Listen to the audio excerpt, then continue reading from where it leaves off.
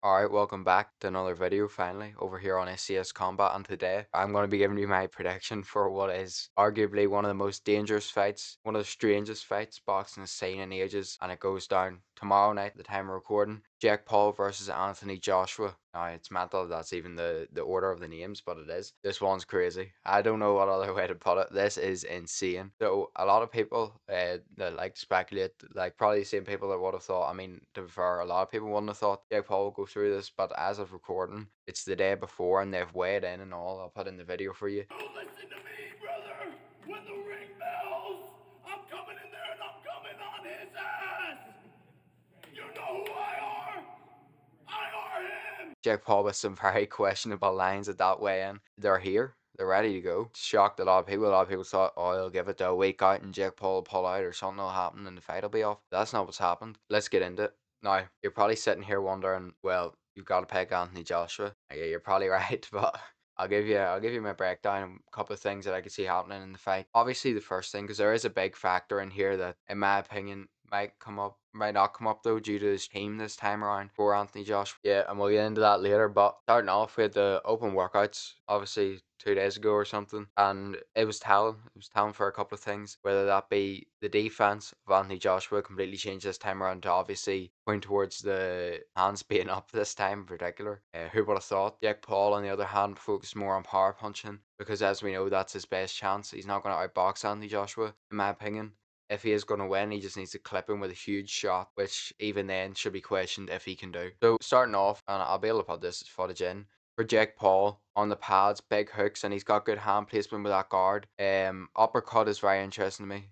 Probably a punch I wouldn't be throwing if I was him. Maybe it is a good shot and it could land, and he's landed good uppercuts before. But in my opinion, AJ is focused on defense a lot. Obviously, training with the team of Alexander Usyk this time around, they're gonna have focused a lot on his defense. Uppercut here for Jake Paul. He seems to square up with his feet quite a bit, and that is danger. If Anthony Joshua slips that uppercut, we've seen him practicing it. Head off the center line. Uppercut is a shot for Anthony Joshua as well. If Jake misses that uppercut, he's squared up. Who knows what could come behind that from Anthony Joshua, and that is some serious trouble for Jake Paul right there. There's obviously a lot of factors into this that people just have assumed. One of them is that Jake Paul has the chin to take a beating from Anthony Joshua. Jake Paul could get seriously hurt. That is obviously something that could happen. Hopefully for Jake Paul, his chin doesn't hold up that much to where Anthony Joshua can give him a battering. Hopefully, for his sake, that's not how he goes. Yeah, but the main thing, I mean, clearly Jake Paul's practicing his power punching. He's got that base. He's standing, throwing that jab, throwing that right hand to the body. He looks a bit slow here to me. Like, look, don't get me wrong, by the way. This is like, you're going to have to understand the levels of this. And it's the fact that I'm breaking down Jake Paul to fight Anthony Joshua, not someone like Julio Cesar Chavez Jr. or Tyron Woodley or an Anderson Silva or Nate Diaz, where some of these critiques that I'm saying probably wouldn't come into play. He's just practicing everything here, and you can tell that he's practicing technique more than speed on some shots particularly, but that right hand to the body and some of it's just upper body movement along with head on the center line at the moment doesn't really look well to me. Looks like something that could potentially end up in him getting knocked out. If Jake Paul, that right hand to the body is obviously being used to set up that right hand to the head, that big overhand that he wants to land later on in the fight when he's landed that body shot a couple of times and you got Joshua thinking here comes it again and then bang, that's it. Same way he knocked Tyron Woodley out. You see it practicing here a couple of different times. Will he really land it? And a lot of this stuff is offensive front foot boxing. Sorry to spoil the game plan, but that's not what's happening, and I'm pretty sure I know that because the ring is now bigger than it is supposed to be. It is 22 by 22 instead of 20 by 20. Jake Paul, the way he talked to Anthony Joshua in the face to face, it was of someone that wants to land that knockout shot and is focused on landing that knockout shot, but also on winning rounds. And you could tell it, and it was the way he was saying it. He's going to take round one and to get Joshua panicking, take round two, and then Joshua will be thinking that sounds like someone who's going to maybe not run, we will call it, but survive and jab and try and take point for point and try to win on points in every round. Now, will that happen for him? I don't know, to be honest. Jake Paul has improved a lot, and you gotta give him credit towards due because a lot of people might turn around and say, "Oh, well, he just had the money to buy good trainers and all this stuff to get him built up good in the sport in this short amount of time." Money doesn't buy heart, money doesn't buy will, money doesn't buy discipline, and those are things Jake Paul showed when he has all the money he has, when he has all these other things, and he could have just easily made YouTube videos about anything he wanted for the rest of his life, and that would have been it, but he didn't. He took the hard road, and money doesn't buy that. That being said, it's gonna be a long day, isn't it, realistically, man? There's a way that it could turn out possibly less dangerous for him, and that is if we get Danny Joshua that showed up against the likes of Andy Ruiz in a rematch, the likes of Jermaine Franklin. Then you had Robert Helenius early in that fight, and he was kind of just going off that jab, trying to box, keep his hands up, and it was smart boxing performance, but not what people expect from Andy Joshua, and you could tell he was kind of tentative on those shots until obviously he caught Robert Helenius out cold, and then he got that confidence back. Then he started to unload more along with that boxing in a couple of other fights, and you've seen in the Otto Wallen fight just a really technical, slick performance, shots from the inside, outside footwork. You know, AJ was putting it together in that fight and used his power really well along with his boxing. Especially in how he got him out of there. But then there is that thing in my head where it's like everyone is expecting Anthony Joshua to come out like an annihilator and a machine and just run Jake Paul over, and that could happen. That will likely happen in my opinion. But I do have to think. Look at those times where he's lost Andy Ruiz, where he got knocked out, and all of a sudden he come out on the jab and boxed his way to a 12-round decision. Then you look at that Usyk fight, Usyk 1 and Usyk 2. He lost those and he didn't even get knocked out, and he come back very shy, very tentative on those shots. And that last loss was his last fight, and that was the worst out of every one of them. Dubois obviously knocking him down a lot of times, then eventually knocking him out. You know, that can make fighters shy. The punches tentative, but I don't think he will be like that against Jake Paul, and I think he's going to come out and really put it on Jake Paul. And the reason for that, in my opinion, and it's key. And although Ben Davis is the mindset coach, you're not going to get away with training in the likes of a camp with Alexander Usyk having that mindset, and it's going to get took out of you real quick by those coaches and obviously the fighters that you're working with in that gym. You're not going to survive with that mindset, in my opinion. So those are the things with Anthony Joshua, obviously. Jake Paul has said he would like to mimic that style of Usyk a lot. You know, be the smaller man, be quicker, be sharper, get in and out of there quickly, use your feet.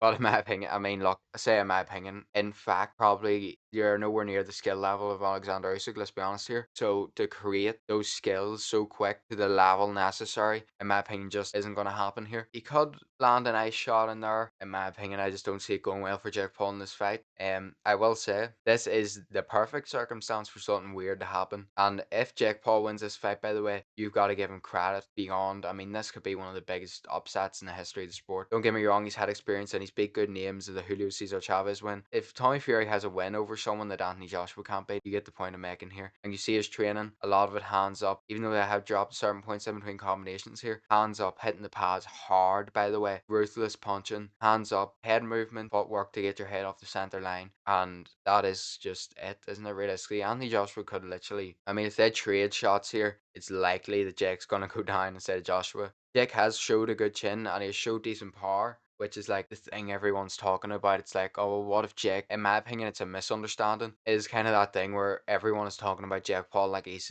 knocked out all these fighters when he's knocked a lot of them down, but he hasn't actually knocked all of them out. When you see those knockout wins in particular, and we're going way back, we're talking Nate Robinson, and more recently Mike Parry, and you obviously had that Ryan Borland win and that Andre August win. You see with those fights, and he got those knockouts, but then you see other fights, maybe Nate Diaz, who has took a lot of punishment, and all he could do was knock him down, and that was up at 185, and Nate had been fighting at 155 and 170 for his whole life. Then you have the fight Anderson Silva, old fighter, been through a lot, dropped him, same as he dropped Nate, but couldn't get him out of there. Then you have Mike Tyson, and this is when we're up in weight classes now. Couldn't stop him, couldn't drop him. Then you have Julio Cesar Chavez Jr., who'd have preferred Canelo didn't stop, but he was also 160 up at cruiserweight, and Jake Paul couldn't stop him, drop him, hurt him either. You see where I'm headed with this one. And in that fight, Jake Paul fought with a very hands down style. You won't be able to get away with that in this one. It is really just that thing. Whereas Jake Paul, in my opinion, is going to be waiting for Anthony Joshua to finish for then him to go. You know, kind of that you go, I go, you go, I go. And probably look also land when Anthony Joshua's throwing maybe that overhand is what he's looking for. That is what he's looking for, let's be honest here. But I think Anthony Joshua's going to be a lot better, man, obviously. And I think he's going to be very prepared because you know that punch is coming.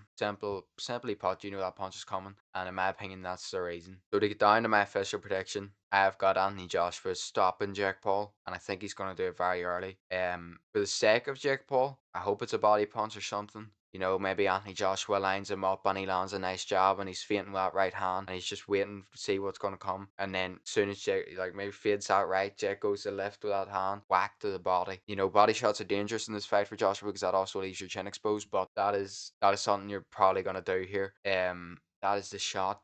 But even this freeze frame here, man, Joshua's hand is low. But, you know, you're jabbing.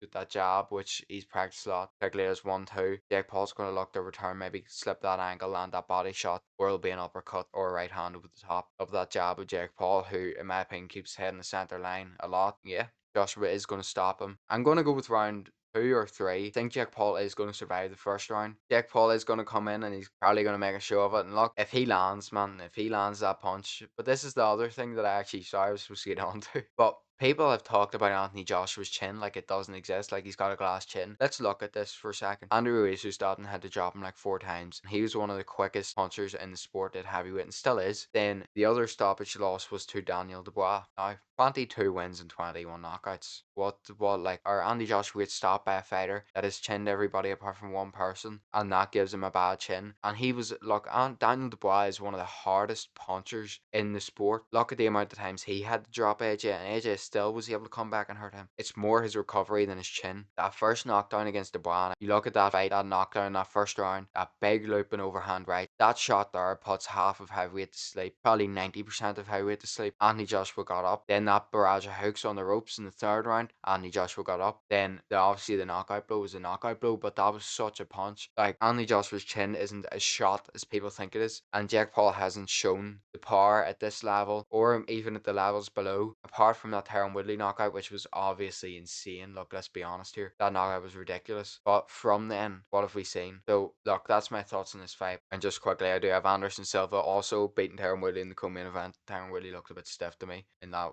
open workout. So that's gonna be it for today. Come back, subscribe. We will be going live, so make sure your notifications are on. We will be going live for this fight tomorrow night. Tune in. We will be there for the main card, and of course, come along, you won't want to miss it. We will be back for Saturday night as well, I believe, for obviously Misfits. Let's go about Tony Ferguson. Always gonna be up there for one of my favorite fighters, and once again, I have full belief that he will win just as good as he did last time against Saul Pappy and put on a show. That was my guy right there, Tony Ferguson. Shout out Al Kukuri, the legend, man. And that is it for the day. Like, subscribe, follow for more. Instagram, Twitter, TikTok.